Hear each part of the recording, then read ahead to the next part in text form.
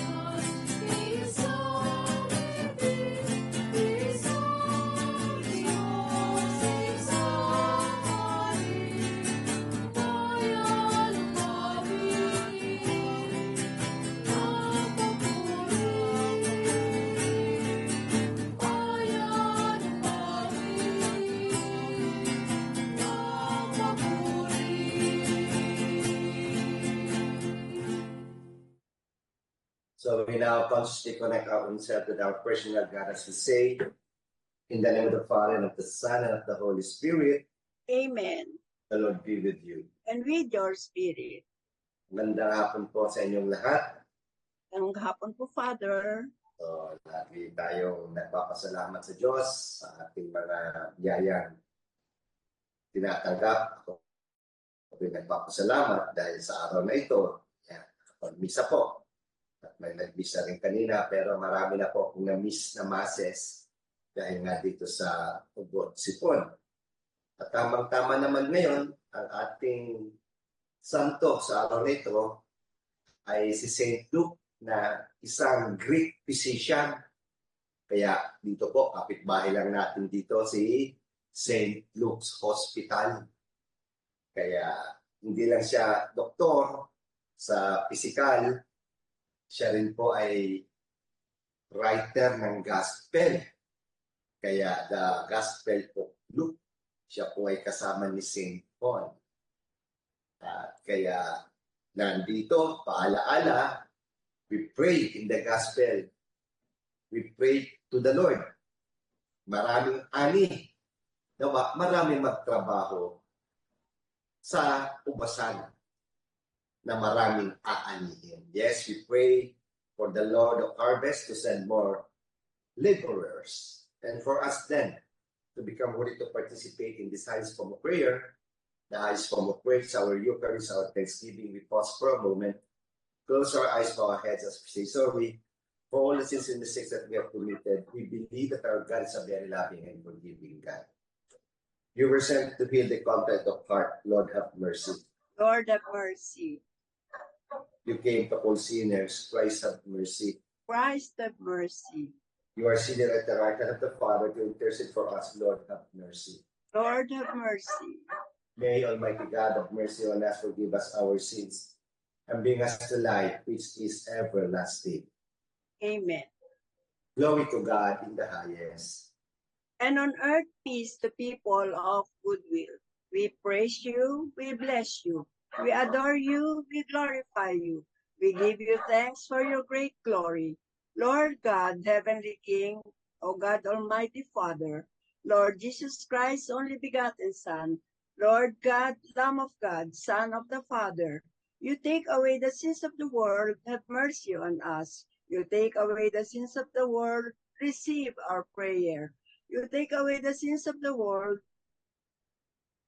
receive our prayer. You are seated at the right hand of the Father, have mercy on us.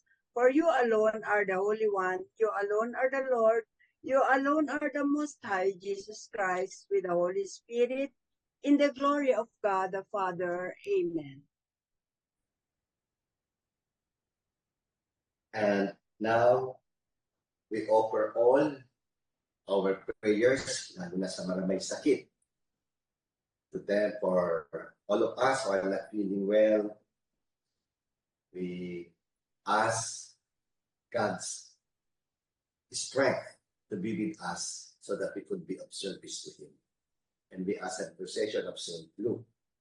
Lord God, who chose St. Luke to reveal by his preaching and writings the mystery of your love for the poor, grant that those who are already glory in your name may persevere as one heart and one soul, that all nations may merit to see your salvation. Through our Lord Jesus Christ, your Son, who lives and reigns with you in the the Holy Spirit, one God, forever and ever. Amen. The liturgy of the word. A reading from the second letter of St. Paul to Timothy. Beloved, Demas, enamored of the present world, deserted me and went to Thessalonica. Crescens to Galatia and Titus to Dalmatia. Luke is the only one with me. Get Mark and bring him with you, for he is helpful to me in the ministry. I have sent Tychicus to Ephesus. When you come, bring the cloak I left with Carpus and Troas, the papyrus, rolls, and especially the parchment. Alexander the coppersmith did me a great deal of harm.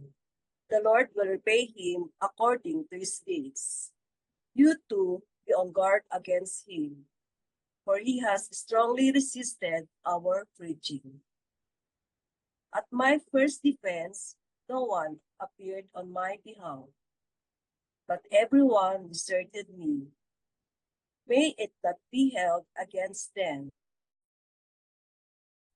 But the Lord stood by me and gave me strength, so that through me the proclamation might be completed and all the Gentiles might hear it. The word of the Lord. Thanks be to God. Your friends make known, O Lord, the glorious splendor of your kingdom.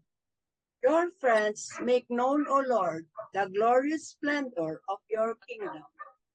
Let all your works give you thanks, O Lord, and let your faithful ones bless you. Let them discourse of the glory of your kingdom and speak of your might. Your friends make known, O Lord, the glorious splendor of your kingdom. Making known to men your might and the glorious splendor of your kingdom. Your kingdom is a kingdom for all ages, and your dominion endures through all generations. Your friends make known, O Lord, the glorious splendor of your kingdom. The Lord is just in all his ways, and holy in all his works. The Lord is near to all who call upon him, to all who call upon him in truth. Your friends make known, O Lord, the glorious splendor of your kingdom. Alleluia, alleluia. I chose you from the world to go and bear fruit that will last, says the Lord. Alleluia, alleluia. The Lord be with you. And with your spirit. A reading from the Holy Gospel according to Luke. Glory to you, O Lord.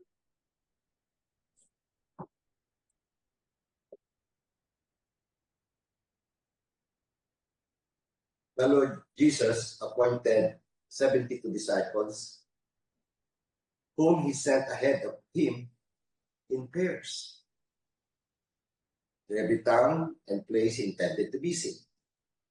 He said to them, the harvest is abundant, but the laborers are few. So ask the master of the harvest to send out laborers for his harvest.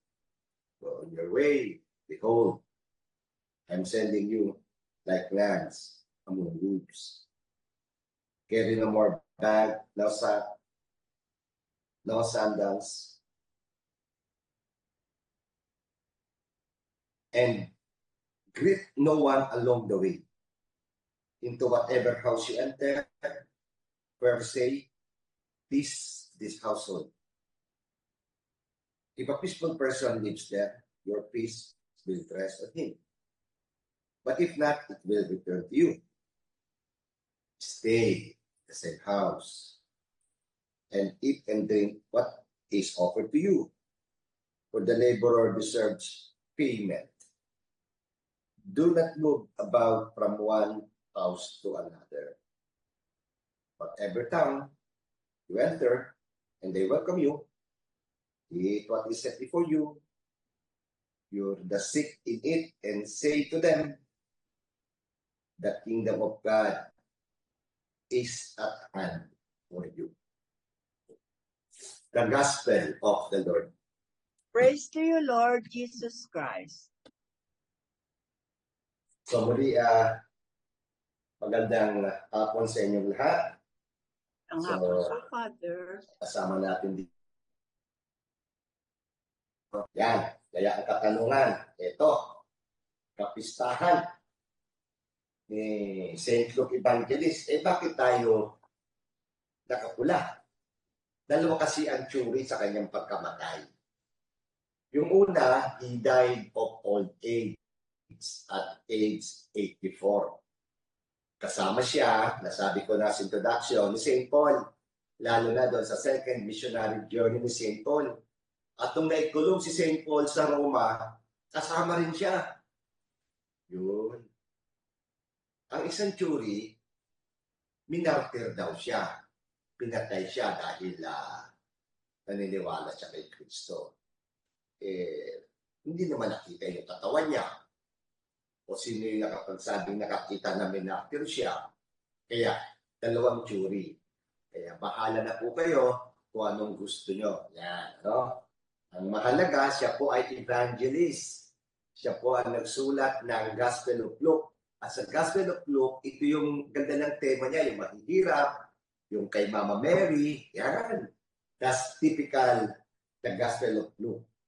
Ngayon, atin na mga pag-usapan, yung sending out. So, ang napakinggan natin sa Gospel ni Luke, yung 72. Pero ito ay second mission sending na may una pa. Kaya ang daming ang tawag, mission sending. The call to missions, ang daming tama. Ito yung original, yung 12. Amen?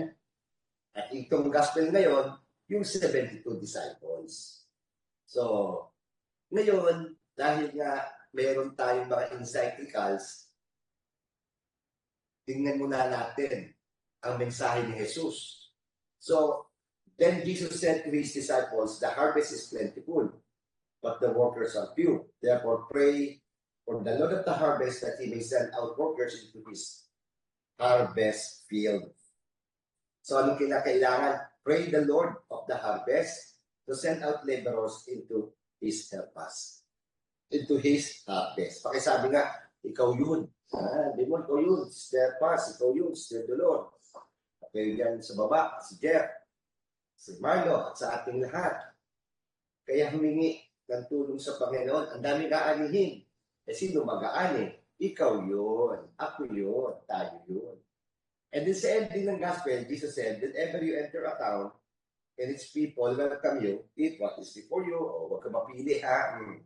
You're the sick, who are dead. Ang galing, mayroon ng authority para magpagaling. And to say to them, the kingdom of God has come near to you. Ang galing. Kaya pakisabi sa makasama niyo po yan. Yan na. Malapit na sa iyo ang kaharian ng Diyos. Wow. Konti na lang. Ganun, no? Ang ganda. So, Sabi nga, dalawang uri ang misyon. Una, yung tinatawag natin sa Latin, mission ad gentes. Ano yun? Mission to the nations. So, sinabi nga rin yan ni Jesus sa Mark 16 verse 15, go into the whole world and preach the good news of the kingdom of heaven. Galing ano? At ang ambag ng SPD dito sa encyclical ng ad gentes ay isang malaki. Ito ang mission sa labas. Kaya nga, at dito naman na-found nga, bakit ang isang German na diocesan priest nagtatag ng isang samahan, the Society of the Divine Lord, to prepare missionaries. At wow, grabe, 150 years na po ang SPD. At sa Pilipinas nga, Filipino missionaries, pinapadala, at among the many congregations in the Philippines, sa tulong at tawa ng Panginoon, ang SBD po ang pinakamaraming pinapadalang Filipino missionaries in the world. So, itong agentes na ito, mission sa labas, pero parang one way lang. Ano ang sabi ng simbahan? Kayo mga tao, nakikinig, one way. Ako nandito, ipipreach ko sa inyo. Yun. Marami namang nagawa yun. Kasi natutunan natin yung what is faith, pero tayo ng catechism. Okay lahat yan. Pero may pagbabago. Hindi lang agentes. Kung sa Pilipinas, 500 years na po tayo. Pasalamat tayo mga pumuntang mga Kastila dito. O dahil sa kanila, naging Kristiyano tayo, naging Katoliko tayo. Pero ngayon, mission intergentes na. Ano ibig sabihin? You know, enter means between, among, in the midst of, together, during, mutually, reciprocally. Pagka naging reciprocal, palitan, between. So, hindi na lang yung, ako pare, kayo, mga nag-aaral. Pero hindi. Kumbaga sa teacher, students, yes, marami natutunan ng mga students sa teacher. Pero ang teacher, pwede rin matuto sa mga estudyante. Ayun. Bigaya na, pare obispo, magbibigay sa laiko, mga laiko, magbibigay sa... Ganon. Kaya yan ang tawag yan, intergentes. At ito ngayon, hindi na lang ito sa palabas. Ito naman ang mission sa loob, within Christ King Mission Seminary, within Quezon City, within country. Hindi naman tinatanggal yung sa labas, kinakailangan pa rin. Kaya lang, tumataas yung antas ng pag-unawa sa misyon. Kaya two-way traffic na. I'm very grateful. Kaya nga sa HealthC, di ba? Kaya Sister Paz, yan. Sister Dolor, sa pati mga pari. Kaya ba, inimbitahan natin si Father na, si Father Cross. May natututunan tayo sa kanila, pero may natututunan din sila sa atin, sa inyo, mga laiko. Yun ang kagandaan. Kaya, dalawang uri. Mission sa labas at mission sa loob. At tumbuhay pa si Pope Francis, ang sabi niya, yun. Let's walk together. Ang simbahan naglalakbay. Sama-samang naglalakbay. Ano yun? Doon niya ginamit yung Synodal Church. Ano yung Synodal Church? May communion, pagkakaisa, may participation, pakikilahok, at may mission. At ang bilis. Bukas nga po, Mission Sunday na. So, ano ibig sabihin yon? Meron tayo ngayong missionary church. Ang lahat ng simbahan ngayon, missionary. Saan papunta? Walking together towards heaven. Kaya ito ang mission natin. Sana maunawaan ng mga tao ang buhay sa mundo ay temporary. At hindi yung nagkuhoard, hindi yung nagnanakaw, hindi yung may mga ghost project. Bakit? Ay hindi makakapasok sa langit yun. Kaya sa mundo ibabaw pa lang dapat mararasan na ang pagtayo ng kaharian ng Diyos. Tunay na pag-ibig, tunay na nagsisilbi. Yun, walang nanloloko, walang nagpapaloko. Ayun, nagkagandahan. Kaya pagdasal po natin. Kaya sino ang ating huwaran? Ang ating Panginoon, ang ating mananako. At yung mga santo na tunay na nag-alin ng kanilang sarili. May misyon sa mundo para pakinggan ang utos ni Jesus, lalong-lalo na sa patungkol sa kaharian ng Diyos. Kaya World Mission Sunday. At yan ang si Pope Francis rin nagbigay. Ano ang tema? Missionaries of Hope among all peoples. At ating bagong Santo Papa, Pope Leo XIV, yan din ang tema. Tuloy-tuloy lang po. So, World Mission Sunday, ngayon ay October 18, bukas ay October 19 na. The second, last Sunday of October. Missionaries of hope among all people. So, anong ibig sabihin? Aba, may pag-asa pa tayo. Pag sabi nga sa katabi, may pag-asa ka pa. Yan. May pag-asa pa ako, may pag-asa pa tayo. May pag-asa pa ang Pilipinas na magbago. Amen? Kaya celebrate tomorrow the World Mission Sunday. Kaya ito na, Sister Paz, Sister Dolor, feel mo. Feel ko. Gets mo. Gets ko. Gawin mo. Gagawin ko. Amen. Sapagkat tayong lahat ay mga misyonero at misyonera. Amen. At ngayon naman, let's offer to God our petition. And for our petition, for each petition, we will say, Lord, hear our prayer. Lord, hear our prayer. For Pope Leo XIV, bishops, priests, deacons, and all who exercise authority in the church, may they be faithful in their service for the people of God, we pray. Lord, hear our prayer. For all of us gathered today, may we see everything through the eyes of faith, that we may realize that everything is God's gift to us, we pray. Lord, hear our prayer. For all missionaries who have left home, country, and family to proclaim the gospel to all nations, may the Lord protect them from all dangers, strengthen them in their loneliness, give joy to the communities, and fulfillment in their apostolate. May the Lord reward them in this life and in the life to come for their sacrifices and generosity for the kingdom. We pray. Lord, hear our prayer. Let us pray for the urgent concerns of our community and our personal intentions.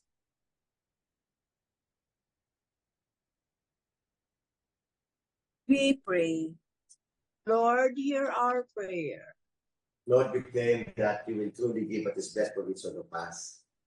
And Lord, continually guide all our leaders and bless all the Filipino people as we celebrate tomorrow the World Mission Sunday. And we are encouraged to pray for the missionaries to share whatever we could give, and we go and we participate and we have communion. And Lord, we thank you, buhay pa kami, may mission pa kami. Thank you, Lord, for giving what is best for all of us. All this we ask through Christ our Lord. Amen. The liturgy of the Eucharist.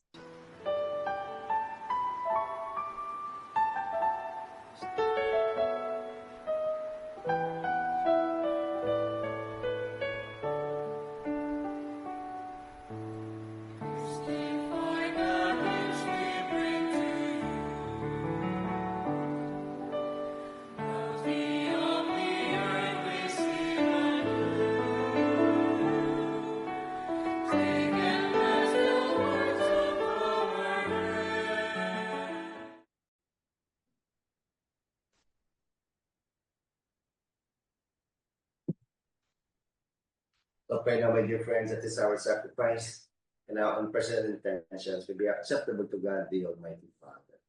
May the Lord accept the sacrifice at your hands for the praise and glory of His name, for our good and the good of all His holy church.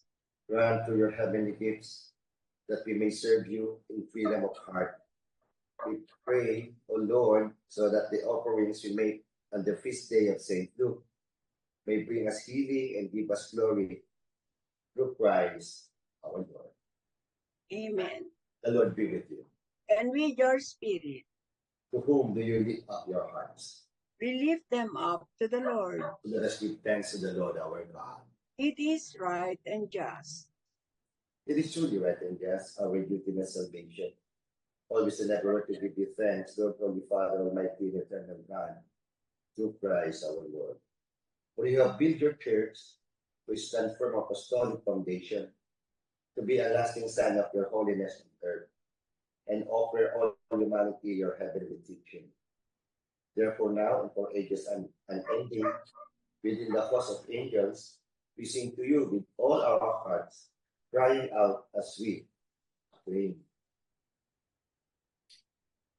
Holy, holy, holy Lord, God of hosts, heaven and earth are full of your glory. Hosanna in the highest.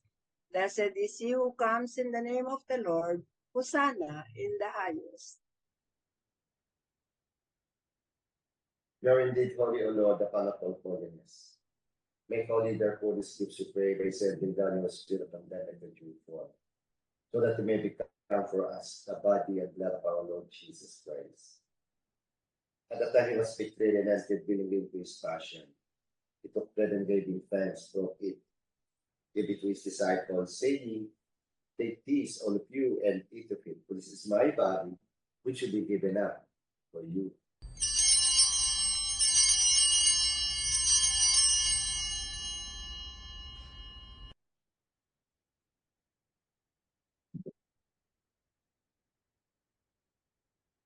In a similar way, when supper was ended, he took the chalice, and once more giving thanks, he gave it to his disciples, saying, "Take this, all of you, and drink from it, for this is the chalice of my blood. The blood of the new and eternal covenant is poured out for you for many, for the forgiveness of sins.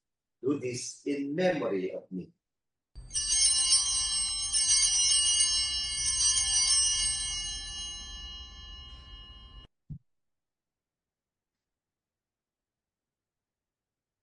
The mystery of faith. When we eat this bread and drink this cup, we proclaim your death, O Lord, until you come again. Therefore, as we celebrate the memorial of his death and resurrection, we offer you, Lord, the bread of life in the chalice of salvation, giving thanks that you have held us worthy to be in your presence and minister to you. Humbly we pray that partaking of the body and blood of Christ should be gathered into one with the Holy Spirit. Remember, Lord, your church spread throughout the world and bring her to the fullness of charity. Together with Leo, our Pope, Elias, our Bishop, and all the clergy, the religious, and entire people. Remember also our sisters and brothers of fallen asleep, in the hope of the resurrection, and all who have died in your mercy. Welcome them into the light of your face. Have mercy on us, O Lord, we pray, that with the Blessed Virgin Mary, Mother of God, with Blessed Joseph, her spouse, with the blessed apostles and all the saints, Saint Luke, the evangelist, Saint Arnold Chance, Saint Joseph Bernardinus, the SPD martyrs, and all the saints of the church throughout the ages. We merit to be co-heirs to eternal life, and may praise and glorify you to your Son, Jesus Christ. Through him and with him in him, O God, Almighty Father, in the unity of the Holy Spirit, all glory and honor is yours forever and ever. Amen. We now turn our Heavenly Father as we pray.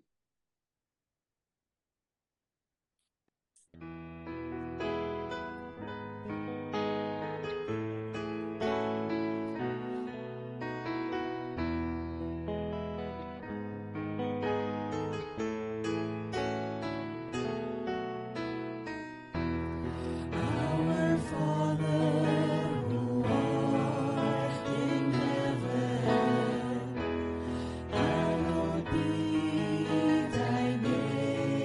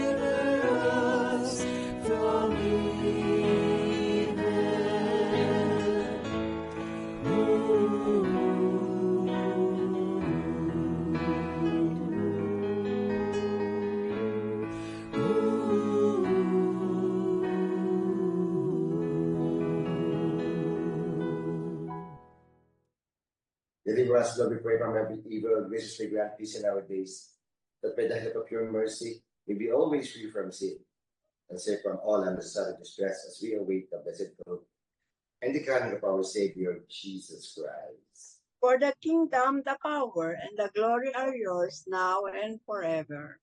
Lord Jesus Christ said to the apostles, peace I leave you, my peace I give you.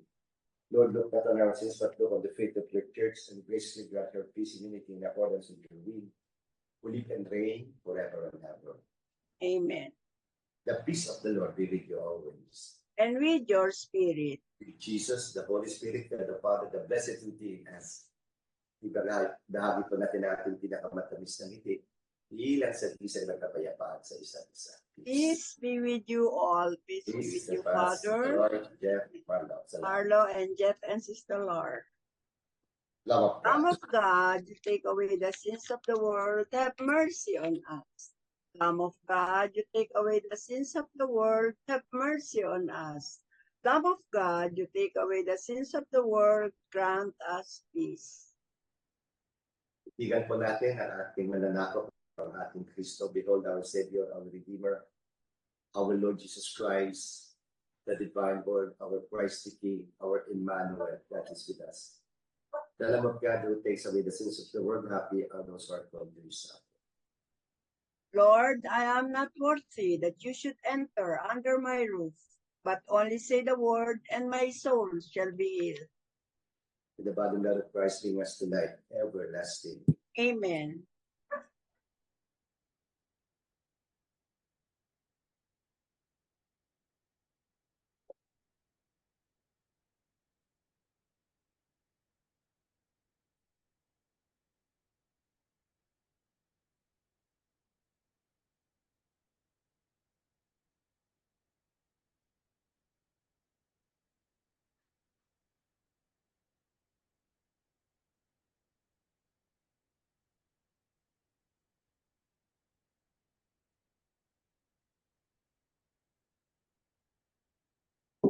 The Jubilee Prayer.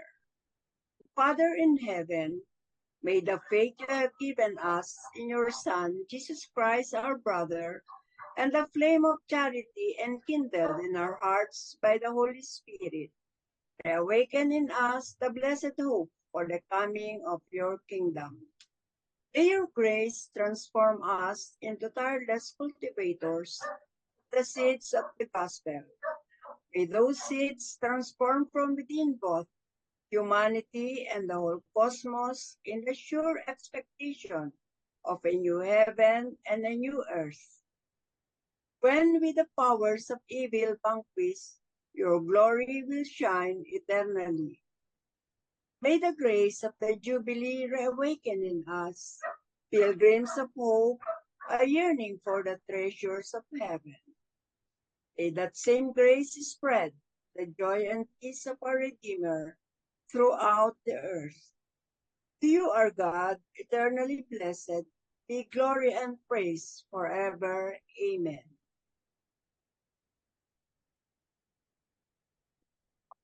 Ngayon naman po, sama natin ang mga kapatid natin na nangangailangan ng panalangin. Lalong-lalo na po dito yung mga tinatawag na influenza-like cases. May balita nga po, baka mag-lockdown din para hindi na tumami ito, no? Kaya tayo po ngayon ay tumahimik sa mundali.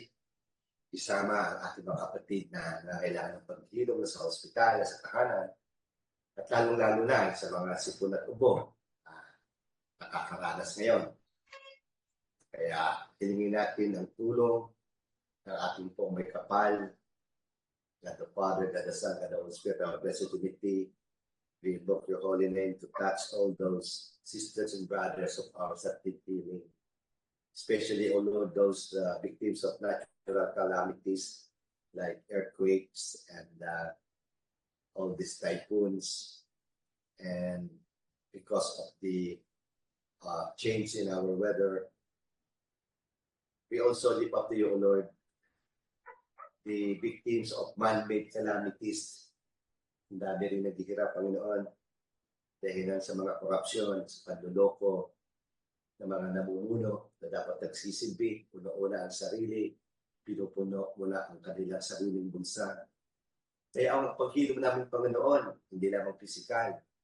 Hilumin mo kami, Panginoon, sa emosyonal, sa mental, at higit sa lahat sa espiritual na baitang.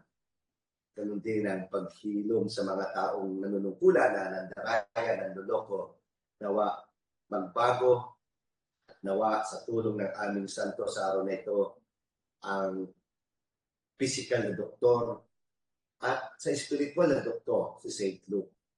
Kaya tiyanggapin mo, Panginoon, ang aming kahilingan at para matanggap din namin ang kabuuang paghilom, the holistic healing, healing of the body, the emotion, the mind, of the spirit, and the healing of your creation. All this we ask through Christ our Lord. Amen. Amen. So may naman, Sister Paz, meron ba tayong mga announcements, lalong-lalo na bukas, Linggo, Mission, World Sunday. Yes, Father.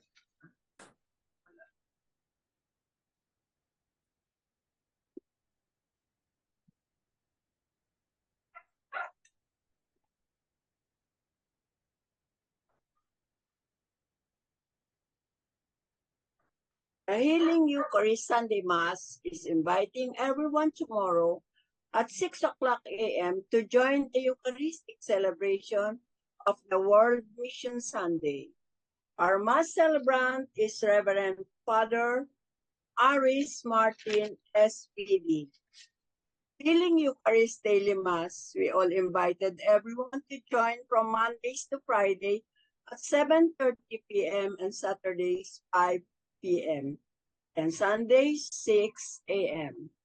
Every Thursday, the Healing Eucharist Loving Prayer Partners community is inviting everyone to join our Bliss Prayer meeting.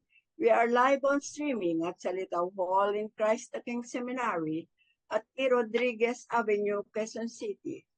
Our community prayer starts at 6 o'clock for the Holy Rosary, 7 o'clock praise and worship, and 7:30 Healing Mass.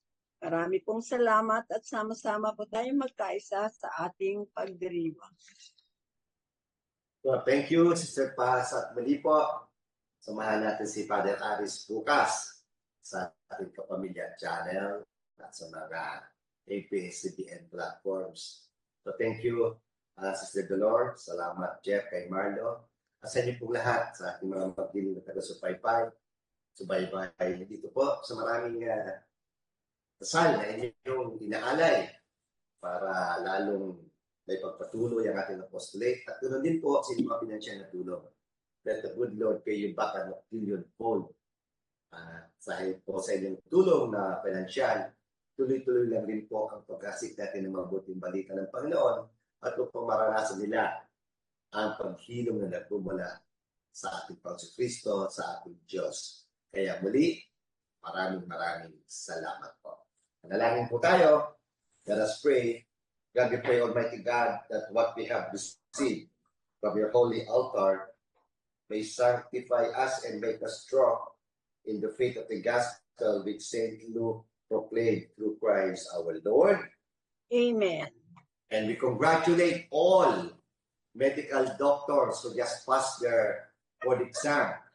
At pakisama rin po sa inyong panalangin si Father Louis Punsalan po, ang chaplain ng Lasal Green Hills, ay nagdiriwang ng kanyang 40th priestly anniversary. Kaya pagdasal po natin siya at sa kanyang ministry as chaplain ng nasabing paaralan yan sa Green Hills, yan sa Lasal. The Lord be with you. And with your spirit. May Almighty God bless you, the Father, the Son, and the Holy Spirit. Amen. Our Eucharistic celebration has just ended, but our mission Begins. is go with Jesus, go with the Holy Spirit, go with God the Father, because God goes with you. Thanks be to God. Amen. Thank you, Sister Thank Paz. you, Father Glenn.